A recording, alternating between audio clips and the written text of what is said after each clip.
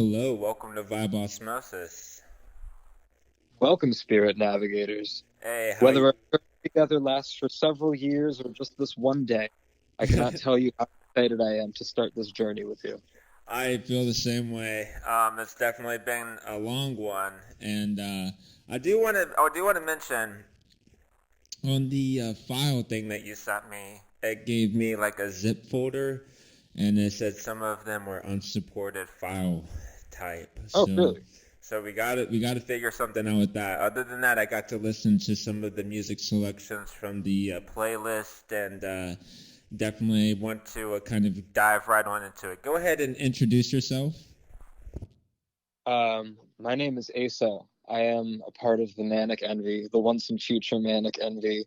We're a rock band from Philadelphia.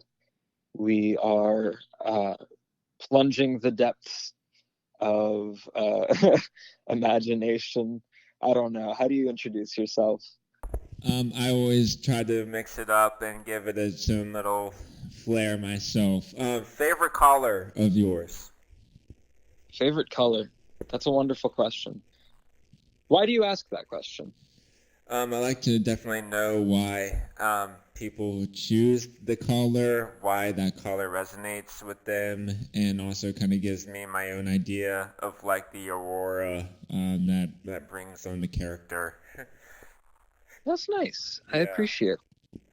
My favorite thank you. color is a sort of hushed or muted forest green, Ooh, maybe just kind of faded into the background. Hint of forest green. That's yeah. my favorite. Have you ever heard of the game Dragon Fable? Dragon Fable? I don't Yeah. think so. It's like whenever I grew up, it was like one of those like kind of Club Penguin style where you got to like tap in online and get to see Uh, like other people online. But I was whenever too antisocial even for those games uh, growing up. oh, it was like it was a RuneScape esque. So you got to kind of be like this knight in shining armor or like this like warlock. But it's also kind of like more like 2D rather than it's like so much 3D. But they always used a lot of different kinds of greens for their forest because like majority of their stuff is like you running through forest or walking through forest. Before way back then, I just kind of wondered if that was something you were familiar with. Astrological sign. Oh, I don't have one of those. You don't believe in the stars? I absolutely believe in stars. I just don't Uh, have one. yeah, I'm on the feel like that I've met a lot of people that say like even though that they know what their astrological sign, they don't necessarily feel like that's like what resonates with them or even like character wise. And so like me and my dad, we share the same birthday, but I definitely know my dad is a completely different kind of person and like vibe and stuff. So like I guess in a lot of ways, yeah, you could be in the same like realm of the world, but also have different things. I don't necessarily want to say like everybody like doesn't have like an identity, but I feel like everybody's identity isn't necessarily tied to like maybe what astrological signs say that they belong to. Perhaps. But Yeah, people also disguise many aspects of themselves and true, will manicure them through different filters, you know what I mean? And true. I think that's where the fun parts of like moon and rising and all of the other aspects of astrology really come into play. Yeah. How long have you been making music? That's a fun question. How long have I been making music? I have been involved in making music. I was maybe 13 years old when I first started. And interestingly, one of the first people I started making music with, maybe the first person I ever made music with, is in Manic Envy to this day. Very rad. She Yeah, plays. yeah. Do you have anybody that you want to tag in on this phone call, or is it all right for a single? This will just be me today. All right, cool. All right. So to bring up, you say do you have a collaborator in this band that you've known for a long time? How did you guys meet? We had a excuse me, we had a little tech class when we were in middle school. I think we might have been in 6th or 7th grade. And in this classroom, there was a soundboard that had like, an aux cable so that you'd be able to play your own music in the class. And I was a very socially awkward, kind of disaffected young person back at the time. Communication made me all sort of bugaboo, and I didn't really know how to talk to people too well. But there was one day in class where I saw this magnificent person at this very dinky, poorly painted piano in this classroom, and she was playing like expertly Joanna Newsom. And I didn't actually know who Joanna Newsom was at the time. I was just listening to this and being like, this person's insane. Like, what are they doing here? And we got to talking. And and her name is Sadie. She plays harp and keys in Manic Envy. We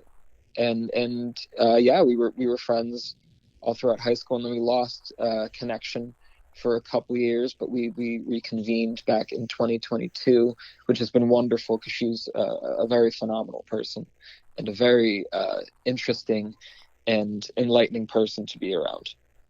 I have kind of like a little similar story. Like I grew up like a nice like I switched schools, and whenever I switched schools, like I grew up playing music, but whenever I switched schools, I kind of like met the people that like I still associate with today, like with music, like I was like can always still call them up and like chat, always still like want to like meet up to go and like jam, and even like they got their own bands and stuff and like own lives. It's like really interesting because like we've gone through like the phases of like you're growing up and like you're not necessarily like as like maybe tight, but you still have like those recordings and like that kind of like project and stuff in the past. And like right now, like I have like my friend, like we did this band project called Koala Fiction Koala, and like we're kind of just now like finding ways to like reinvent it and bring it back and take the time to like meet up to jam again, even though it's like been forever since we were like actively doing it. That speaks to a couple beautiful things. That speaks to both music as a universal language of tone and rhythm and movement, and also the way that people's fundamental natures can kind of be expressed through music. People can grow apart and change, but oftentimes, I mean, if you're able to work with somebody collaboratively in music, it really does speak to that, like, this is who I am that I'm broadcasting. We can grow and change. Ideally, we should. Yeah. But it's still the same element there. It's a very beautiful thing. Yeah, especially a good point too. It's like whenever we come back together and like hang out or talk, it's like not much time has passed at all, or no time has passed. And you don't always get that, especially whenever people are like on different pages and going throughout life. It's really interesting how you can still have that with music being associated with it too. Yeah. It can be kind of a romantic thing, not necessarily between the people that are playing it, but in the same way that romance can come very unexpectedly to people or from unexpected sources. It's easy to wind up collaborating with somebody in whatever capacity and to find that you have a lot of chemistry with that person musically. It's always, especially if it's not somebody you might think. It's surprising. Yeah. It's fun. Yeah, I guess that odds and out definitely comes into play, especially like if, like in your own music, do you feel what do you feel like is your strong suit?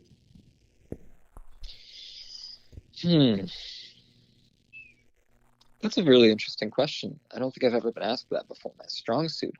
I consider myself very good at writing melodies.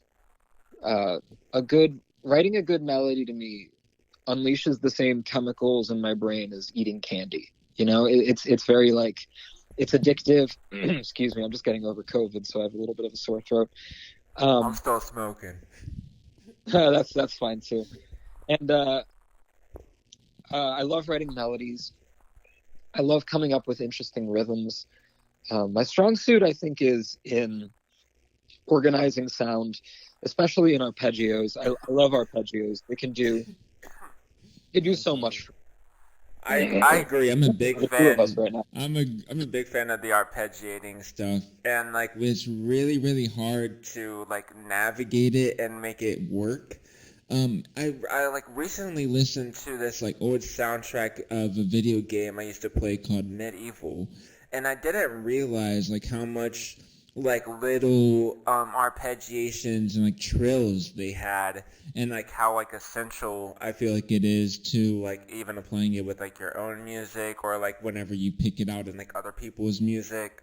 um I don't know. There's something too about whenever you're like trying to find a good arpeggiation sound, like that fits like your vibe. There's always like a challenge with that. Are you familiar with the works of Philip Glass much? Oh yeah, yeah, for sure. Philip Glass is a huge influence on me, absolutely. Have you ever listened to Einstein on the Beach? I'm pretty sure. I'm pretty sure on this one. That makes me happy. Einstein on the Beach is I'm gonna explain this to anybody who's listening who might not know what it is. Einstein on the Beach is a 4.5 hour opera by Philip Glass, Robert Wilson, and Lucinda Childs. It doesn't have a plot. It's minimalist. There isn't a story necessarily. It's not even really necessarily about Einstein, although a caricature of Einstein does appear several times throughout the show. It is maybe my favorite piece of art ever made. It's 4.5 hours long. I listen to it or watch it almost every single day. It's a big part of my day and my life. And anybody who knows me in person is sick of me mentioning it because it's a lot. It's an incredibly beautiful work to observe and to sit with. And you ask anybody who's seen it or listened to it will have a different interpretation of Einstein on the Beach just as a result of its very non-committal nature to a story or to a particular theme. My thing with Philip Glass too, and this is getting us on a whole other tangent, but Philip Glass's music feels the most authentically Jewish to me, and I'll tell you what I mean by that. As a Jewish person, I was always very disaffected when I was growing up in Judaism by the insistence on the specific traditions of Judaism, which I believe to be secondary to the actual truth of Judaism, which is an inherent respect for and appreciation of ritual itself. And that ritual could be anything. Ritual is an incredibly spiritual thing. Everything in the universe is ritual, is cycle. And that's what I think about Philip Glass's work and in my own work, the significance of the arpeggio as a device. Just the random sequence of 3 to 5 to 6 to 10 notes. I mean, that's the story there. And so when I say Philip Glass's work is the most inherently Jewish, because he'll loop out single arpeggios for, up to 10, 20 minutes in Einstein on the Beach in particular. And that's So something. also to mention, like, I mean, in his own works, for sure, from like my own take on it, like he's peeked at the future with like different aspects of like atomic energy bomb, Yeah, like nuclear, like I guess out of his own experiences, because like he actually came out of like the Holocaust, and like what, like he has a family or something like that. um and like you can kind of see some of that in his work of like the hinting at what could happen in the future if you're not like careful. I don't know. There's some concepts, and like, are you familiar with John Cage?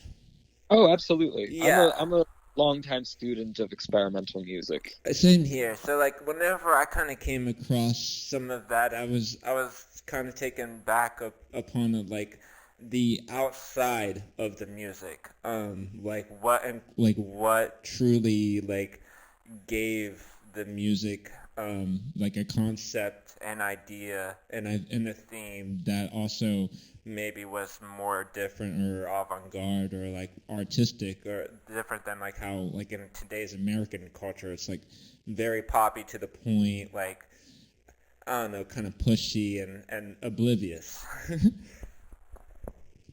And I don't know, some of these other aspects of experimental music show you, I feel like, a lot of realer, more depth feeling whenever it kind of comes to inspiration for your own stuff too.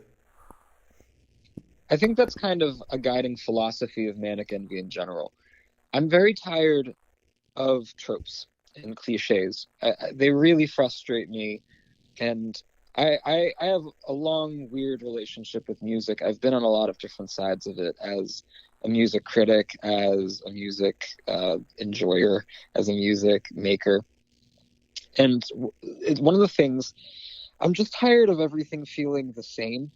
And this extends to many other aspects of art in general. Like, when I say fantasy, what does fantasy mean to you, spirit navigators? Something unobtainable for the most part. That's a really good definition. I find myself very frustrated when people talk about fantasy and they say it's the act of imagining something unattainable, and yet the fantasy genre, right, is one particular world, usually some kind of European-esque society, the kind of Tolkien blueprint of orcs and goblins and elves and dwarfs, etc., etc. Why is that? Why is that it? Why is that all we have? The biggest representation that we have is, for fantasy, for sure. Yeah, and that extends to everything. When you think about sci-fi, it's the lens of aliens and essentially nothing else. When we could be imagining, the expression, the joy of it should be in imagining things that no one else has imagined. And I think that's a big part of Manic Envy in general. And that's why we wear the masks, and that's why we do the kind of music that we do, is just to impart this otherworldly feeling and otherworldly expression that isn't, or maybe too infrequently brought to light. Because of course there are so many bands and so many artists who do successfully create feelings and worlds and visual scapes that no one has really tread upon yet.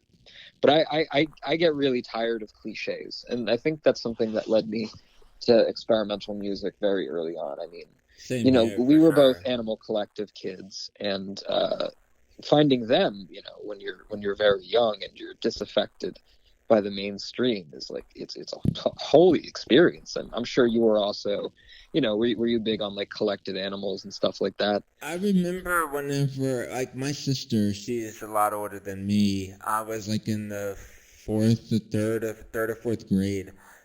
She showed me like the Sung Tongs record, and she was like, yeah, they're also like, it was like they're also going on tour, and like I got some like tickets to go to the show. She went to like the show, and then like later on, they put out Merryweather Post Pavilion, and so like I've been kind of like aware of like this esque world because like my sisters would put me on to like, in a lot of ways, like, yeah, like what they were going through, like showing me like their songs, their selections, their CD playlists, or giving me like their iPod that had like all of their music on it, and like me kind of finding out what I liked for myself too. I remember like in that realm of time too, like getting to listen to like Nirvana, and it was like the Nevermind record for the first time, and me being like in elementary school being like, what the fuck? Like, how come nobody was telling me that I might like Nirvana? Yeah. But yeah, I feel like, I don't know, it was definitely also interesting whenever you tried to show people this kind of music and their like pushback and like trying to make you like listen to like rap or like country or something. I think it's really interesting because it took a long time for me to get like my friends into like even bands like Animal Collective. Some people, I guess, don't need that level of sonic sensory intake, which as a sound person is hard for me to understand. But everybody has their own sensory quirks. Some people are taste people, touch people, visual people, and they're all equally important. But I've been out to like the bars like since I've like gotten out of like in like high school and college, and like some people come up to me and been like, Jeffrey, like what you were saying back in like high school about like some of these bands, like you were right, but like it took us like 8 years later to finally like give it a chance or like be like open to like listen to that. And I don't know. I just kind of think it's really interesting because sometimes periods for different people are focused on certain different music. yes. I can recall like whenever I don't know, I was like 19 or 20, finally giving weirder, deeper experimental music a full go. And I don't know, when do you think that it was like a thing for you to like give other bands a chance? Oh, very quickly. Yeah. My first musical love, and we're talking being a really little person at that time. My first musical love was Linkin Park, which is a great first band. They're phenomenal. I still listen to a lot of the old Linkin Park songs, and I'm like, God damn, these are fantastic. But Linkin Park is also they're an experimental band, and so I was fortunate to have that experience on. The second band that I really loved, and I would say it's hard to pick a favorite band, of course, but they're still, an absolute contender for my favorite band of all time, which is Daft Punk. When I discovered Daft Punk, that was a radical shift in my whole musical journey in general. So, from every aspect of it, I still think I build modular synthesizers, and I'm obsessed with synthesizers and music technology in general. A huge part of that still does come from being like 10, 11 years old and seeing the gear they used and the way they presented Without a themselves doubt. for Alive 2007. I mean, to me, that is the finest live performance maybe of all time. I mean, there's certainly many other incredible things you could list in that. I mean, Stop Making Sense comes to mind, of course, but yeah, I loved them. And then I think, and that led me to LCD Sound System, which, I think getting more into that indie sphere led me to Animal Collective. But it's always been experimental music for me. The first band I ever interviewed, I was 13 years old, and I interviewed them in a church basement in Philadelphia, and they're a band called Yacht. Are you familiar with them? The yacht, that actually sounds. They kept on going, right? Yeah. They're I think they're back on DFA, which is James Murphy's label. They were there at that time too, and I was 13 years old already doing that shit. So I've loved experimental work going back a long, long time. Wait, are you still based out in Philly? Yes. I used to live out in Philly for a small period of time. And I can say their Philly cheesesteak and the cheese fries hold up to their name. Do you recall where to get a good Philly cheesesteak so I can tell you that you're wrong? The best one. I'll have to give you the address after this for sure. Understood. Yeah, it will come to me. And how long have you been out in Philly? Forever. Okay. I grew up very nearby, not in Philly, but I went to school in Philly, and I've been living here for a couple years. Whenever I was there, I was out in West Philly for the most part. That makes sense. Yeah, it was like not too far away from like the college scene. Really, my sister, she had moved out there for like a job opportunity, and whenever I came out from Seattle, it was like, yeah, I'll just go straight to my sister's for the most part and see how it was. But during lockdown, it was really, really something. And like, I guess the winter getting all that snow. I didn't really know what to expect of Philly for the most part, outside of like visiting here and there, and then like actually like living there during like lockdown. And I was like, oh my goodness. Has What the brought you to Dayton from there? um, well, my I have other family that live out here. I see. Yeah, so kind of like in a lot of ways has always brought me back, which is kind of interesting. How many places have you lived? Oh, too many to count. I'm a nomadic lifestyle. That's wonderful. Do you find that the environment in which you're living has a noticeable effect on the music that you write? Oh, without a doubt. Yeah, the majority of the music that I made out in Seattle, I got to put some of that out on Bandcamp, but that Mac crashed on like the flight back, Oh, and I never revamped it, but all of the music and stuff is still on it, and mm, so like all of this like era music is that I recorded like in studios, all like really nice gear, like I'm just going like I've been sitting kind of on that gold mine. But I feel like that kind of music is a big period piece because it was hyper focused, really written down. It was like even before quarantine, so it was like getting the before and after kind of styles and effects in the music. I feel. would Um, you consider yourself prolific? too, I feel like I mean what I like to say is just like whenever I do it, sometimes I'm really focused on like what the sound and the vibe and the word is gonna be. Other than like, and then sometimes whenever I'm working with like my friends, I'm more about stepping back and seeing like what they bring and trying to capture that, of course. Your dad was a DJ, correct? Yeah, still kind of kicks it. How did that impact your own musical journey? What kind of DJ? Like I know. All right, so like like growing up, like he had like a bunch of records and then like tapes and CDs, but like he kind of like gave me the key. Like he gave me like every single thing that he had, like music wise, and was just kind of like, yeah, go through and see like what you like.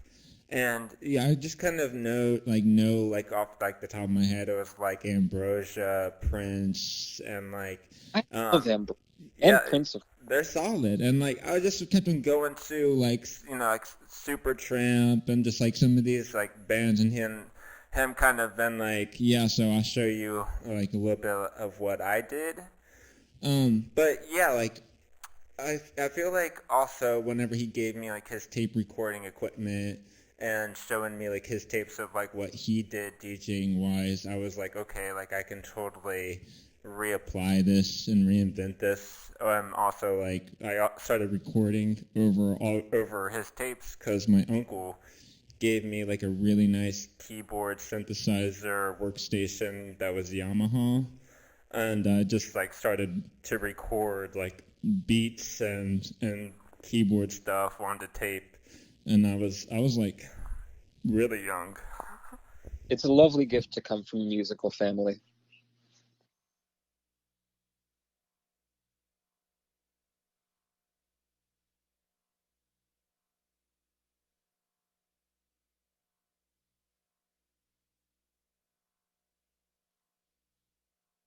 Yes, And I I definitely, did not come I'm from always music. like encouraging. I feel like if they're like, oh, like I could want to record, but like I don't have any gear, I'm like just come over here and like I'll try and record or show you what I can do, and you do it and see what you make.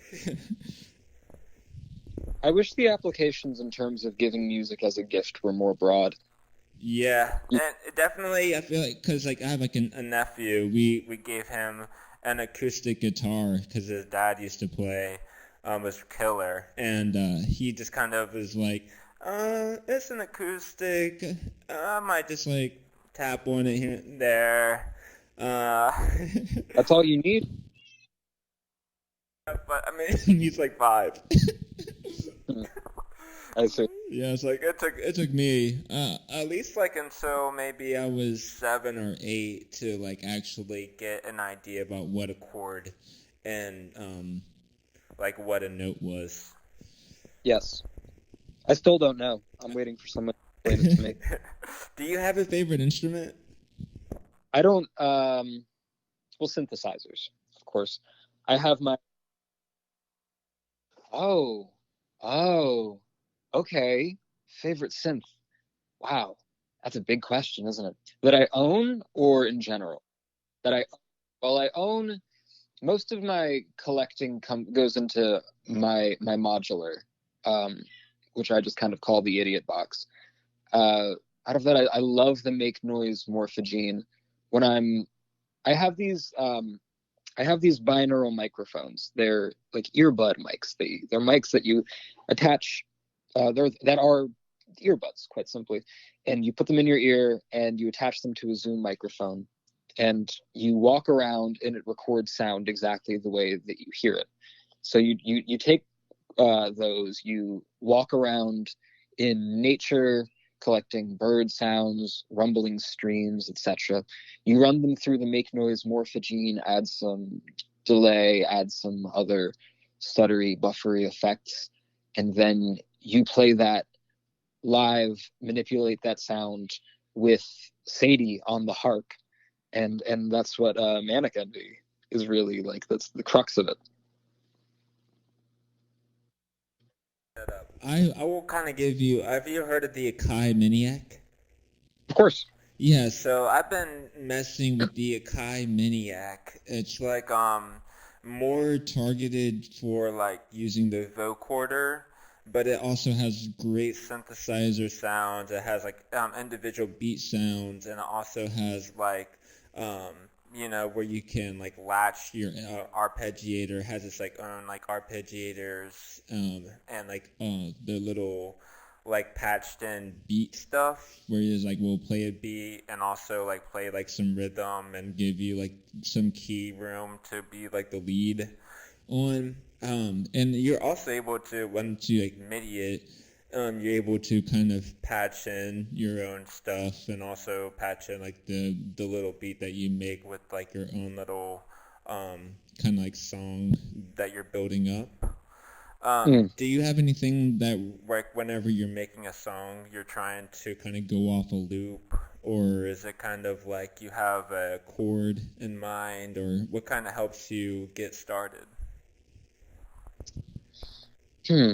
Well, oftentimes it is some kind of a loop. I find myself much more excited to compose with sounds rather than with music, if that makes sense. When I'm writing and I'm looking for sounds to be, the kind of textural backdrop or the main chord progression. It's all about the sound of it, and that will guide me to what the notes actually are. In the past, I came from the Panda Bear school of production, so my earliest works ever were, oh, here's a loop of some kind of West African music. Let me chop that up, loop it for 3 minutes, and add delay, and boom, I'm Panda Bear. Maybe I'll add some harmonies or some sounds. But these days it's different. These days I'm much more interested in sounds that are.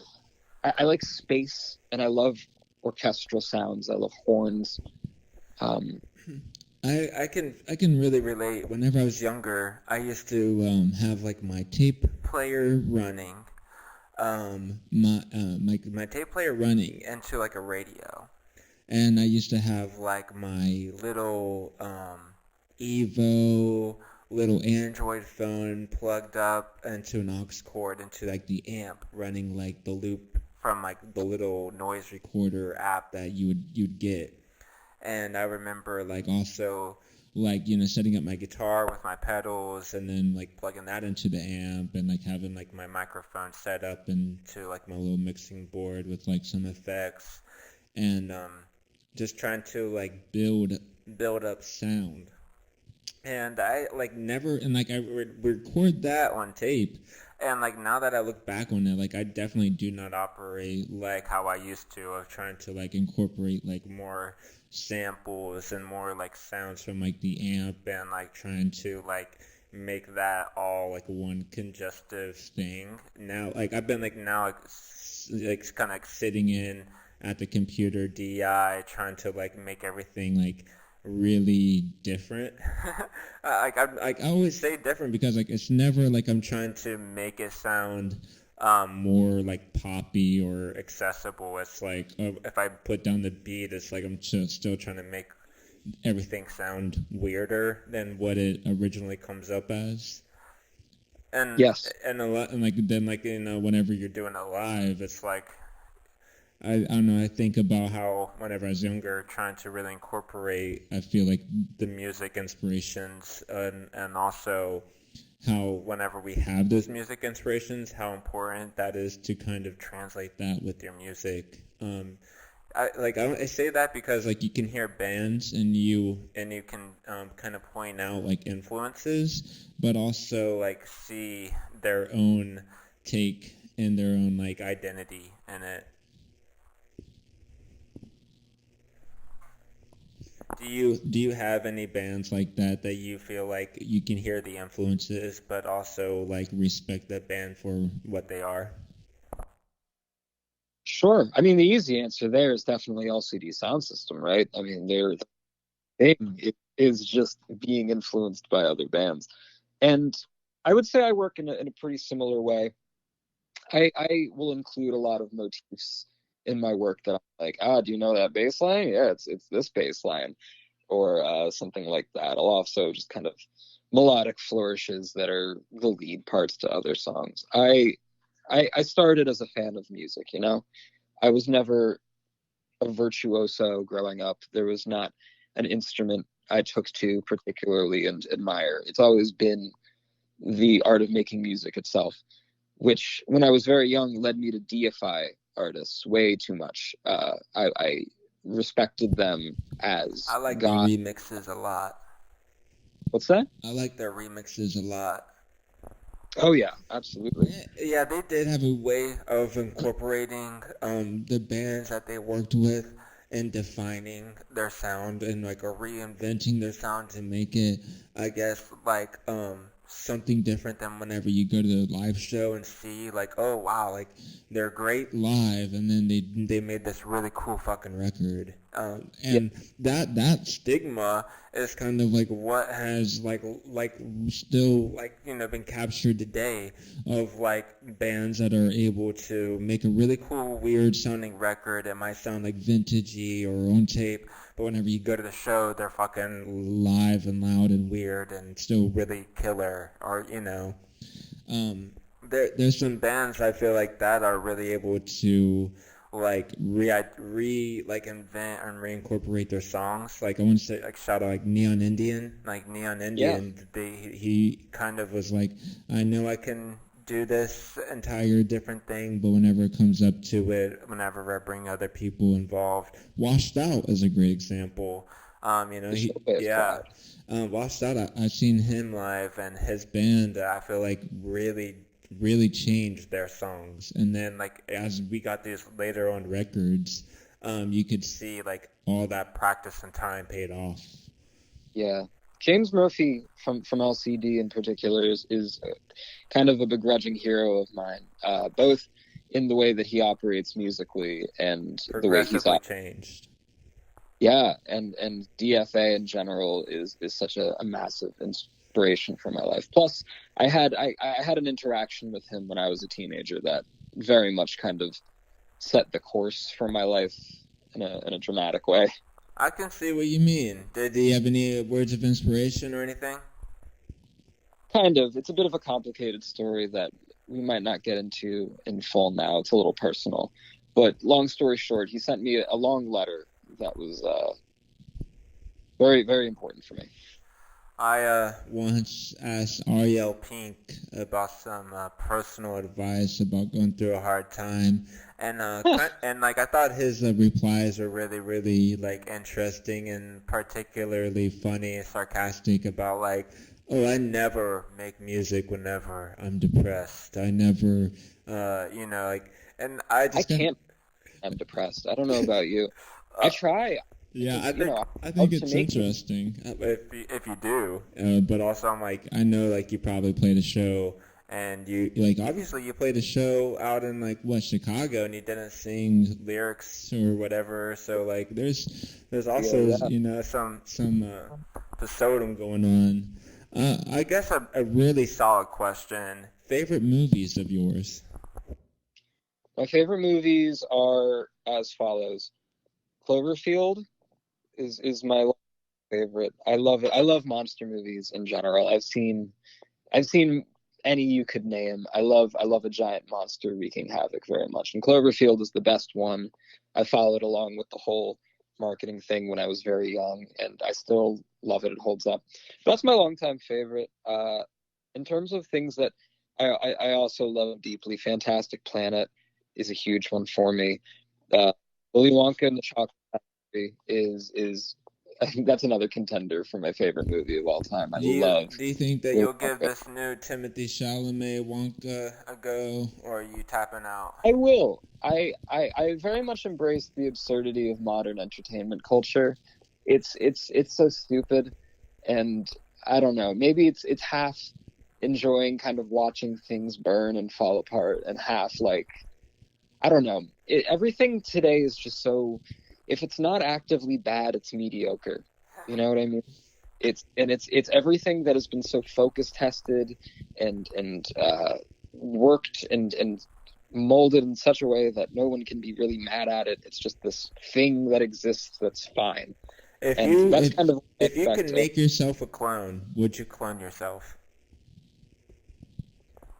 No, I have a deep fear of clones. I used to have a protocol in my apartment with my roommates to make sure that I wasn't a clone. I don't like clones. I do not like clones at all. Have you ever No, watched the movie The Imposter?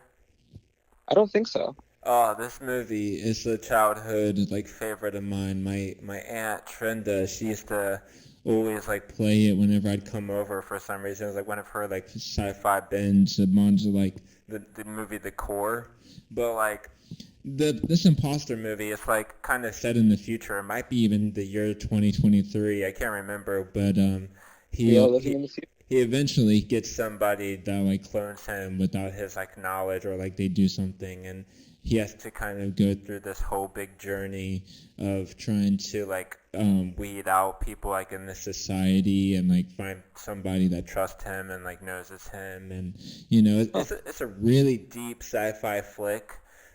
Also one of those ones where it's like nuclear Holocaust kind of esque realm behind it because of like its Mm. dystopian feel.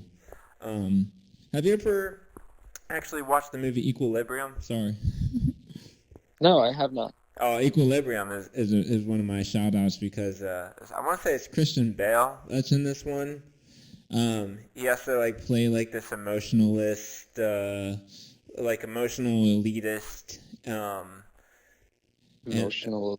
like yeah, I can put it. like they have like this world that like you can't be emotional, but then like he's this person that decides like he's gonna be the person that not take the drug and like be emotional, and like he becomes like I'm this. gonna cry the most. Yeah, like he and then like he just tries to like change the world and change the society with giving them emotions.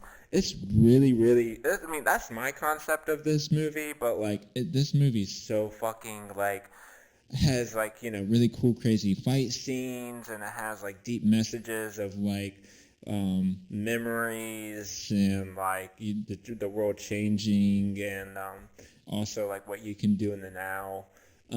It sounds intriguing. Yeah, like do you believe in like meditation? Do I believe in adaptation? Yeah, and No, I don't think so. meditation. Oh, meditation, absolutely. I just happened to hear about Rick Rubin coming out with like this book. Have you heard about this? Uh-huh. Yeah. I had no idea that Rick Rubin was kind of this ritualistic person that has um, like this kind of mindset, like the Lou Reed, like Tai Chi thing. Did you happen to know any of this kind of like energy history behind Rick Rubin? I did actually, yeah, because he's been a part of that for a little while. I think it's very important if you're an artist of any type, any discipline, any denomination, you should have some kind of spiritual practice. That's my hot take. Would you find yourself practicing something spiritual? Oh, all the time. Absolutely. I consider myself a very spiritual person, and I think the music of Manic Envy does kind of reflect that to an extent. I mean, I'm a meditator. I pray every night. I believe in God, not in the kind of traditional context, Higher I suppose. power? Yeah, a higher power. I had a very strong realization when I was meditating maybe a year and a half ago, and I just realized like none of this makes any goddamn sense at all, right? So why should the thing that feels like it doesn't make sense not be true? And that plus a lot of the other spiritual practices I've been a part of, like Shaivist Tantra is I don't want to go on a whole thing about that because people will roll their eyes maybe appropriately, but in that vein, I found a sort of historical precedent for what I consider to be the truth of what is happening here. That's a good way of putting it. Have you ever like thought about the Matrix actually existing? I'm sorry, I didn't hear that. Have you ever thought about the Matrix actually existing? About the Matrix existing in like the context of the Matrix? Yeah, like in our world where maybe that there's like this other digital shield going on that we have nothing to like um, hide us from, like ever finding out until you take the red pill or the blue pill. You know, it's like you think that we ever have like this secret society thing going on. Yes. I don't think it's as literal as it is in the Matrix, i.e., aliens keeping us in tubes. But I mean, you know, the kind of maybe stuffy answer I could give is that we do have a digital shield over our eyes at all times. And I don't want to sound like, oh, you know, smartphones are making people more dumb than ever. You know, I don't want to tread on that kind of boomer territory. But I mean, there is kind of a truth to that. The red pill that you could genuinely take is just getting off of social media, looking at a tree. You know what I mean? If you get off of social media, you might find out that stars don't exist and that the world is flat. Ah, right, of course. But, you know, I mean, the digital world that we live in is an illusion, as are the social worlds that we live in. It's an illusion that clouds what is actually going on, which is constantly forms of life communicating with each other, the world in harmony with itself. Everything that is, I don't know, that I would consider real is being kind of hidden by these sort of. I definitely think that some hidden answer is that like true self-worth, I guess, is actually self-worth, so it's like interior. And a lot of people try to like I wouldn't say like exploit being different whenever at the same bottom line they know like they're human, like everybody's human. Which is so interesting on how there is that segregating line or discriminatory line no matter what the category is. Yes. One of the big factors that I've heard from like you know like looking up like interviews from like rock stars is like the money. It doesn't matter like how you made it. It's matter like if you got it. And that's kind of the same kind of aspect of like if you're thriving or not. It's about kind of like the ride and journey that you're on, and it doesn't really matter because everyone is still on that journey. Doesn't have like the answer maybe that you're hoping that somebody has like the answer for you. The truth of everything in the world is gray. Nothing in the world is black and white. Everything is gray.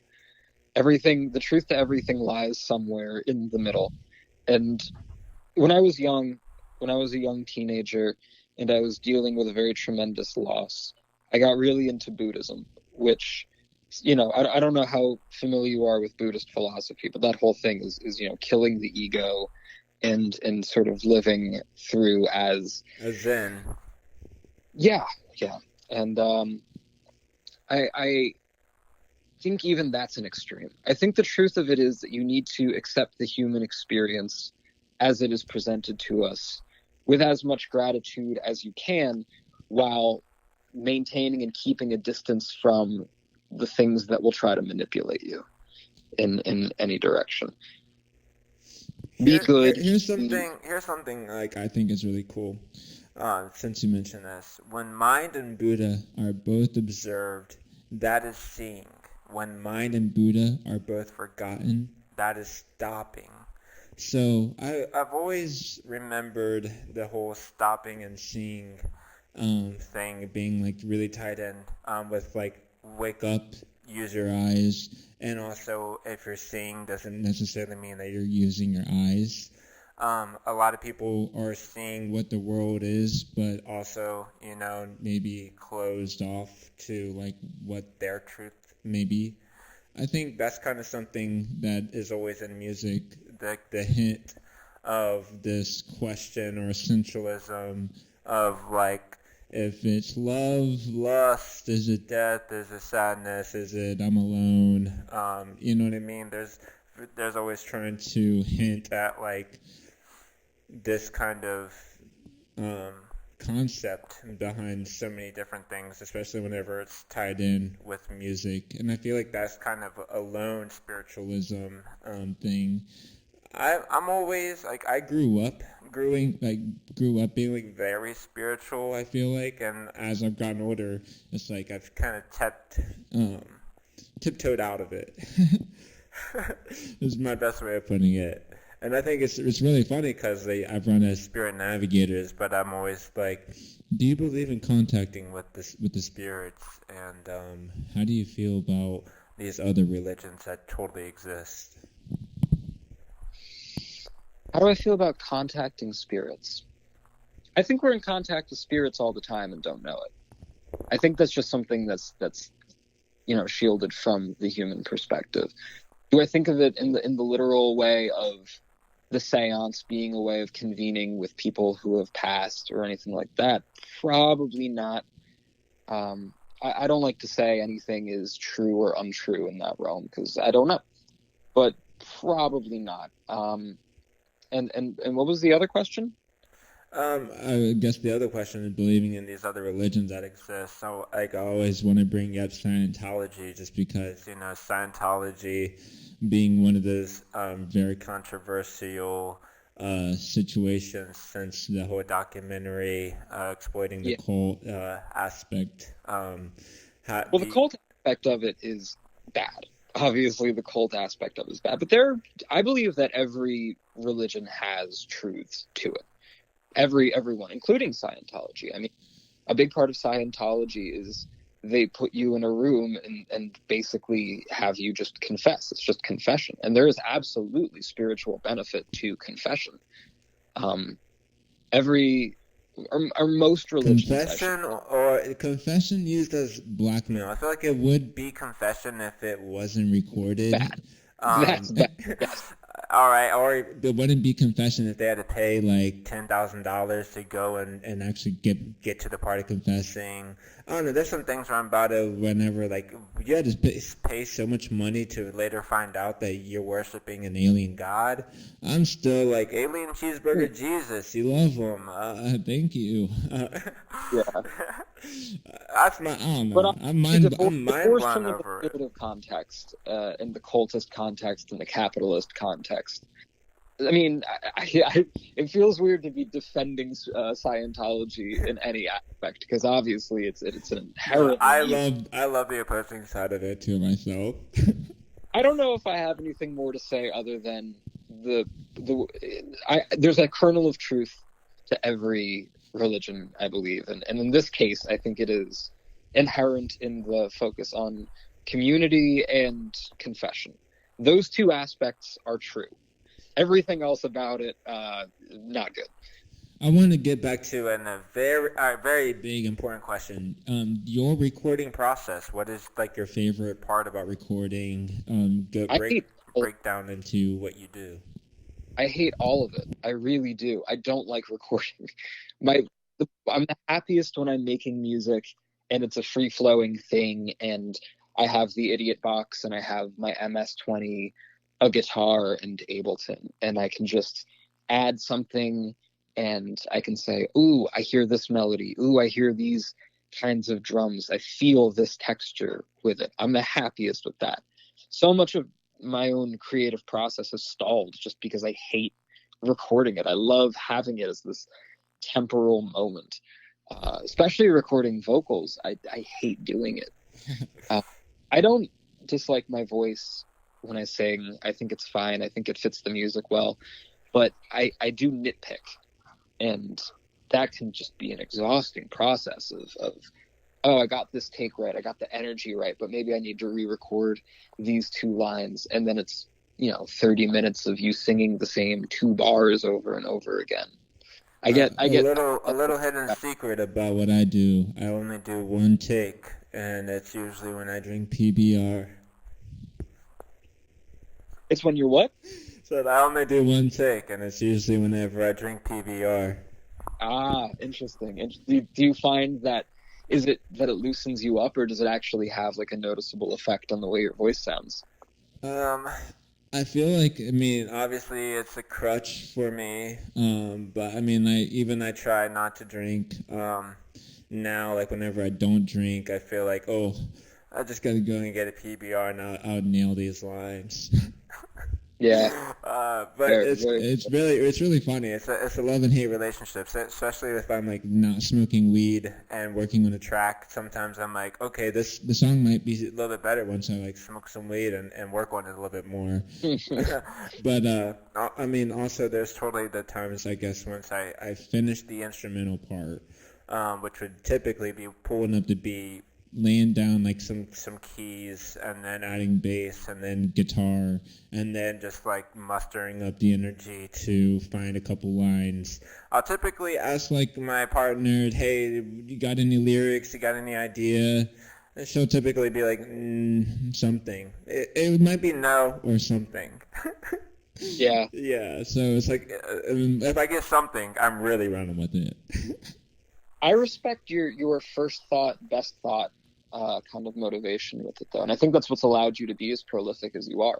I appreciate that because I feel like whenever I'm working on a track and if I don't like if I want to get it done out and fast, just like as if I'm doing it all live. But like once I go back and that's done, I can totally see like, oh, if I just would have worked on this part a little bit more, develop this part, or keep that sound and take this stuff out. I see the nitpicking part come out, but I also am like, I'll make a better one, Yeah. Get a couple more hot dogs for you, in Mac DeMarco's words. Yeah. Do you have any like bands that like? Oh yeah. Do you have any bands like that you've worked with that like that you can continually to listen to and like want to work with again, like shows wise and anything like that? Manic Envy is a very solitary process for me. I have played with plenty of musicians, but never like. It's kind of a big question, isn't it?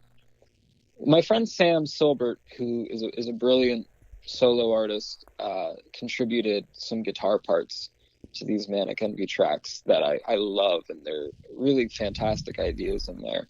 But other than that, everything that you could hear in the works right now is just me. And one of the finest compliments I've ever received was at the last Manic Envy show. And the singer for one of the bands we played with was like, oh, so what other bands have you been in? Because you've been doing this for a while, clearly. And I'm like, nah, this is just me. I did have a project that went on a couple years ago, and there's some moderate success to it, but that's all I'll say about that. Because that's closed book. It's just a closed book. I got a few of those. I'll shout out one closed book band as of right now, until I get those recordings out there. Breakfast at the Zoo. It's on the shelf right now, but there will be something in the future once I get to release all of the music on my old Mac. I guess you want to shout out any kind of bands that you would like to play for the show besides the playlist that you sent me? I don't know. I think the playlist I sent you is pretty succinct in terms of how I'd want to represent the world that Manic Envy comes from. Yeah, there are some really top selections. Yeah,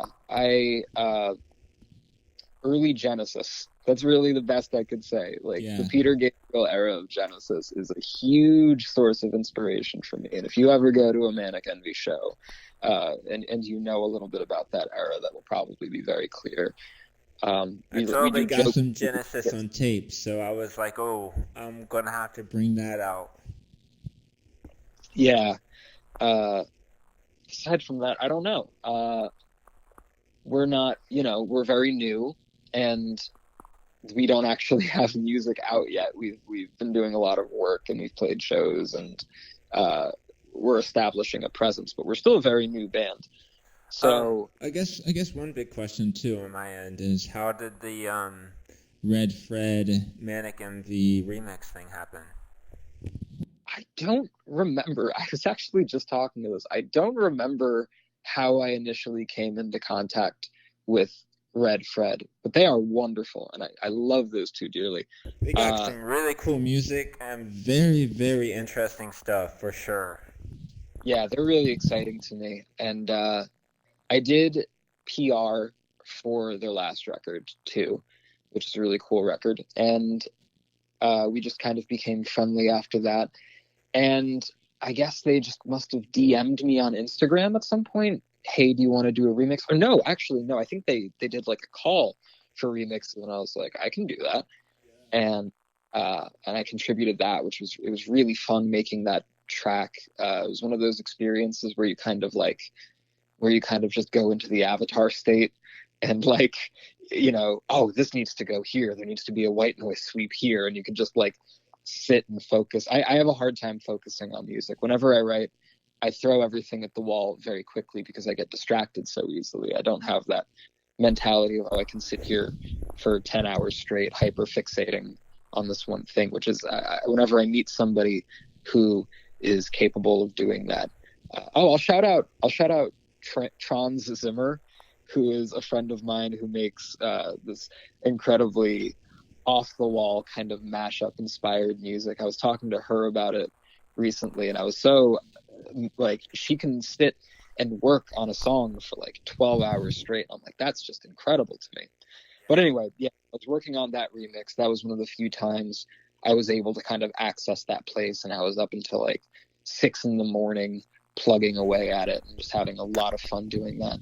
And then I guess sometime before that, or maybe later than that, they hit me up about doing a set for Fredfest, which I was also very excited to do because I love writing for specific projects like that. So I sat down and just told them this recently, that each song that I did for Fredfest was written for Fredfest. And out of those songs, there's the first one that will badass. Oh, thank you. That will be continually fleshed out, and I think will become a full-on Manic Envy song. But I think those other two, I mean, those exist in the realm of Fredfest, and they're doing the. And I'm already hard at work writing music for that one as well. Did you have any current shows lined up for this year? Not yet. We have offers, but nothing definitive, nothing firm. That is to say, there isn't a date. We're going to be doing many, many more shows, but there isn't. The dates aren't there yet. I'm totally up for coming out to Philly March for a show. If you want to get together and try to hunk out a venue that would be interested in booking, that would be fun. That would be worth it. Are you coming up to Philly for anything in particular, or are you just going to be up here visiting? Yeah, I mean, if we book up a show, it'd be worth the ride, and then Oh yeah, yeah, and I just book a show, um, from there on in. nice. Yeah, I've like got like a few stuff lined up for 2023, but other than that, it's just kind of finding time to branch out more. Probably go back to do another show, Chicago this year. We got like I planned on doing the show out in Denver because my sister lives out in Denver. At this place called the Mercury. It's kind of like a dance club, so it'd be like more of a better representation of what Spirit Navigator's stuff would be like, and the reworks. I would say it's more crypto terrestrial tour esque, but also weird, fast paced music.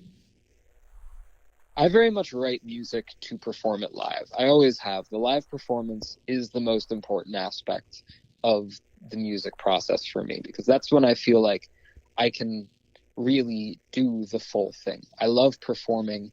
I'm very inspired by, and always have been inspired by, mimes and vaudevillian performers and Willy Wonka, and I love what I can do with that. And that's why the masks are so important to me.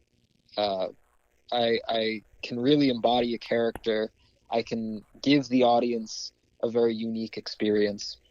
Our last show, I have this Rat King mask, and I got to Yes. make it feel a lot like Sleepy Time Land, which is an aesthetic I love diving into, and it really works with the harps and our very bright keys that we use sometimes.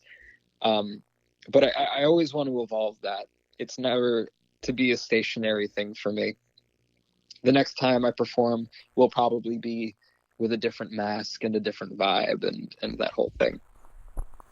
I want to shout out this movie for you to check out as well. So we got to remember The Imposter and this other movie, Dinner in America. Dinner in America. Yeah.